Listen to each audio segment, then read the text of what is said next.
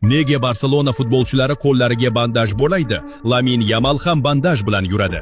Rafinha, Lewandowski xuddi shunday. Hatto Frenkie de Jong va Gavi ham bu ro'yxatda. Pau Victor ham maydonga bandaj bilan chiqadi.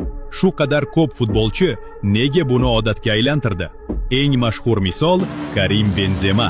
U haqiqatdan ham barmog'idan jarohat olgan edi. Ammo Barsada vaziyat boshqacha.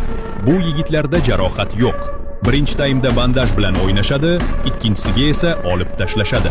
Bu esa muxlislarda savol uyg'otadi. Ayrimlar ular shu yerga o'sish garmoni ukol qiladi deyishadi.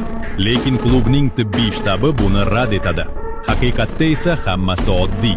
Odatda futbolchi jarohat oladi, bandaj bilan o'ynaydi va yaxshi natija ko'rsatadi. Shundan keyin u bandajni olib tashlashni istamaydi. Mavsum oxirigacha shu tarzda o'ynaydi. Boshqa futbolchilar ham uning izidan yurib, bandajni omad ramzi deb qabul qilishadi. Vaqt o'tib, qo'ldagi bandaj omad keltiruvchi ritualga aylanib ketdi.